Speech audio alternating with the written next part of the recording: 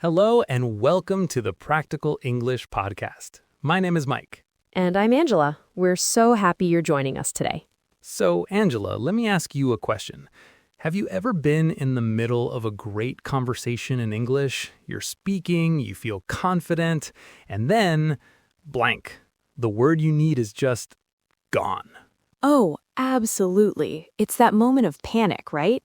Your face gets hot, you start to feel nervous, and you just stop talking. Exactly. It's a feeling almost every English learner knows. But the good news is, it doesn't have to be a big problem. That's right. So in today's episode, our goal is to help you with exactly that. We're going to teach you some simple, smart tricks for what to do when you forget a word, so you can keep speaking confidently. First, let's talk about why this happens. It's so important for listeners to know that this is a completely normal problem. It really is. Mike, do you know every single word in the English language? Not at all. Nobody does. Even native speakers forget words sometimes or don't know the name for something specific. Exactly. So the skill of a fluent speaker isn't knowing every word. The real skill is knowing how to continue the conversation when you don't know a word. That is such an important point. It's about communication, not perfection. For most learners, the biggest enemy isn't grammar or vocabulary. It's fear, the fear of making a mistake. That fear makes you freeze. You stop talking. But if you have a plan, a strategy for those moments, the fear goes away. And that's what we are going to give you today, a plan with 3 smart speaking tricks. Are you ready? Okay, our first smart speaking trick is using fillers. Mike, can you explain what fillers are? I can. Fillers are small words or phrases that we use to fill the silence while we are thinking. They're like a pause button for your mouth. A pause button. I like that. It's true. Using them makes you sound more natural, more like a native speaker, because everyone uses them. So what are some examples of these fillers? Well, there are many. Simple ones like, well, so, or phrases like, let me think, or it's kind of, or it's like. Another very common one is, you know. Right. So instead of just silence, you can say, well, let me see. This tells the other person that you are thinking, and it gives your brain a second to find the word. Let's try a mini role play. Mike, ask me what I think about the new movie that's out. I'll pretend to forget the word confusing. Okay. Hey, Angela, did you see that new sci-fi movie? What did you think of the story? Oh, yeah, I saw it. The story was, well, it's kind of hard to follow. There were so many different timelines.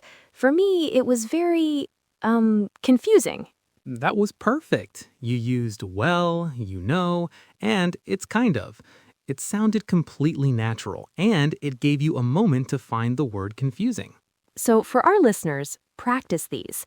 Don't be afraid to use them. They are your friend when you need a moment to think. That's a great point, but there's a small note of caution here, isn't there? It's possible to use too many fillers. Okay, on to smart speaking trick number 2, and this one, I think, is a real superpower for learners. It's called paraphrasing. I love paraphrasing. So what is it?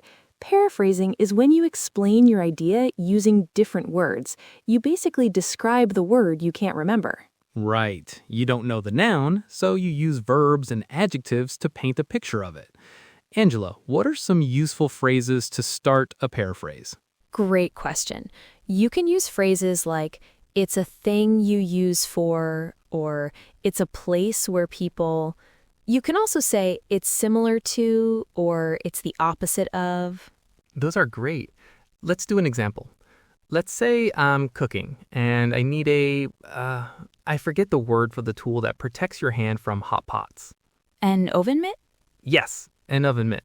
But if I forget that word, I can paraphrase. I can say, hey, can you pass me that, the thing you use for holding hot things from the oven? And I would understand you perfectly. I would know exactly what you need. That is successful communication. Let's try another one. Imagine you're describing an animal, but you don't know the word peacock. How would you describe it? Ooh, good one. I could say it's a type of large bird. It's very beautiful, and it has long, colorful feathers that open up, like a big fan. That's a fantastic description. Even if the person you're talking to doesn't give you the word peacock, they understand what you're talking about. Paraphrasing keeps the conversation moving. Okay, this brings us to our third and final trick for today. We have fillers to pause naturally and paraphrasing to describe the idea. What's the third trick, Mike? Our third trick is what I like to call stalling techniques, or just stalling with confidence. Stalling with confidence. I like the sound of that. What does it mean? It means you actively signal to the other person that you are searching for a word. This is different from just being silent. You are taking control of the situation. Ah, so you're basically asking for a little patience or even for help. Exactly. And people are usually very happy to help. You can use simple phrases like, "Oh, I don't remember the word, but," or "Wait, what's the word for?" Even a simple, how do you say, is a great tool. It turns a moment of panic into a learning opportunity. Yes, let's try to combine all three tricks now. Angela, imagine you are telling me about a problem with your apartment. Pretend you don't know the word landlord. Okay, I can do that. Here I go. So, Mike, I'm having a problem with my sink. It's leaking, and I need to call let me think. What's the word for it? It's the person who owns the building, the person I pay rent to. Your landlord? Yes, the landlord. Thank you. I need to call my landlord. See, that was amazing.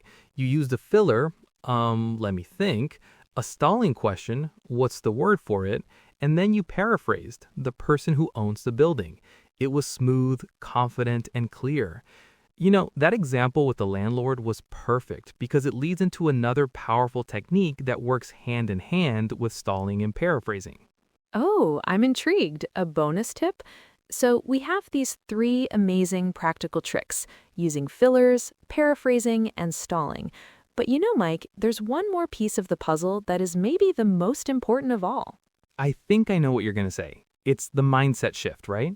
Exactly. It's how you think about speaking English. Many learners have this idea that they must be perfect. They think fluency means never making a mistake and knowing every word. But that's just not true. As we said before, even native speakers aren't perfect. Right. The real definition of fluency is simple. Can you communicate your ideas? Can the other person understand you? If the answer is yes, that is success. This is so freeing when you finally believe it. It means you don't have to wait until your English is perfect to start speaking. Your confidence doesn't come from being perfect. Your confidence comes from practicing. Yes. Every time you try to speak, even if you forget a word and have to use one of these tricks, you are building your confidence muscle. You are teaching your brain that you can handle these situations. So the message is be kind to yourself. It's okay to not know a word. It's an opportunity to practice a new skill. The goal is connection, not perfection. All right, that was a lot of great information. Let's do a very quick summary of what we learned today. Sounds good. The first smart speaking trick was using fillers. These are words like, well, or, to give you a moment to think. The second trick was paraphrasing. This is your superpower. Describe the word using other words, like, it's a thing you use for. And the third trick was stalling with confidence. This is where you ask for help directly with phrases like, what's the word for? And most importantly, remember the mindset shift. Fluency is about communication, not being perfect. Be brave, practice speaking, and use these tricks to help you along the way. That's our show for today. We really hope these tips help you feel more confident and powerful in your English conversations.